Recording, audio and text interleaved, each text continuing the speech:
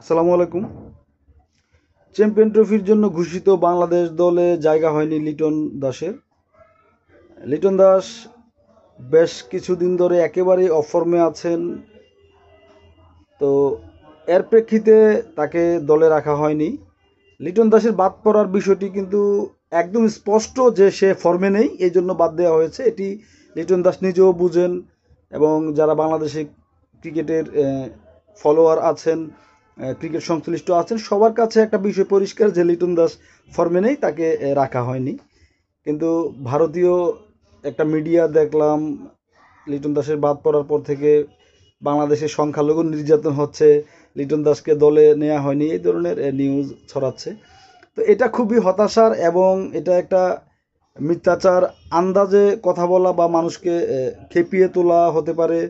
মিথ্যাচার যে স্পষ্ট যে সৌম্য সরকার দলে আছেন এবং খুব ভালোভাবে আছেন, অর্থাৎ তাকে একদম অটো চয়েসের মতো করে নেওয়া হয়েছে চ্যাম্পিয়ন ট্রফিতে।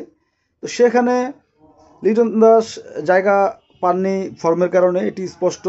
যদি সংখ্যালঘুর বিষয়টা বিবেচনা রাখতো বিসিবি, তাহলে সৌম্য সরকারের কিন্তু সুযোগ পেত না। এবং আমার কাছে মনে হয় না যে বাংলাদেশ ক্রিকেটের ইতিহাসে কখনো ধর্ম বিবেচনায় দলে আনা নেওয়া হয়েছে।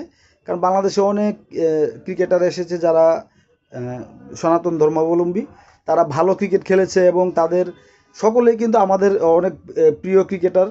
অলক কাপালি ছিলেন, তাপস বৈশ্য ছিলেন, তারপর লিটন কুমার দাস, সৌম্য সরকার, তারা কিন্তু আমাদের অনেক প্রিয় ক্রিকেটার। বিশেষ করে আমি ব্যক্তিগতভাবে সৌম্য সরকারকে অনেক পছন্দ করি, লিটন দাসকে অনেক পছন্দ করি, যদিও সমালোচনাও বেশি করি, কারণ তারা তাদের সামর্থ্য অনুযায়ী খেলতে পারে না হিসেবে আমাদের খারাপ লাগে, হতাশা লাগে, সেই জায়গা থেকে সমালোচনা করি। তো ভারতীয় মিডিয়া যেটা করতে চেষ্টা করেছে 2 দিন ধরে দেখলাম, এটা খুবই হতাশাজনক এবং প্রপাগান্ডা, মিথ্যাচার। এটা বাংলাদেশি যে কোনো একজন বাংলাদেশিও অন্তত বলতে পারবেন না যে আসলেই হয়েছে, এটা হয়েছে যে লিটন দাসকে ইচ্ছাকৃতভাবে বাদ দেওয়া হয়েছে সংখ্যালঘু বিবেচনায়। এটা কিন্তু কেউ বলতে পারবে না এবং এটা খুবই একটা হাস্যকর বিষয়। কারণ ক্রিকেটে ফর্ম জিনিসটা স্পষ্ট, এটা সবাই দেখে, মিডিয়াতে, টিভিতে প্রচার হয়, নিউজ হয়। একটা প্লেয়ার রান করে কি না করে এটা কিন্তু স্পষ্ট বিষয়। কোনো প্লেয়ার যখন ফর্মে থাকে বা ভালো খেলে, সেই সময় যদি তার শৃঙ্খলাজনিত কোনো সমস্যা না থাকে, সে দল থেকে বাদ পড়ে না বা অসুস্থ না হলে। তো লিটন দাসের কিন্তু কোনো সমস্যা নেই, শুধু অফ ফর্মে আছে। তো আশা করি ভারতীয় মিডিয়া তারা যেগুলো, সবাই না, এটা 2-1টা মিডিয়া এরকম নিউজ করেছে, আশা করি তারা সেগুলো বন্ধ করবে এবং প্রকৃত যে বিষয়টা বাদ পড়া সেটার বিষয়ে আলোকপাত করবে।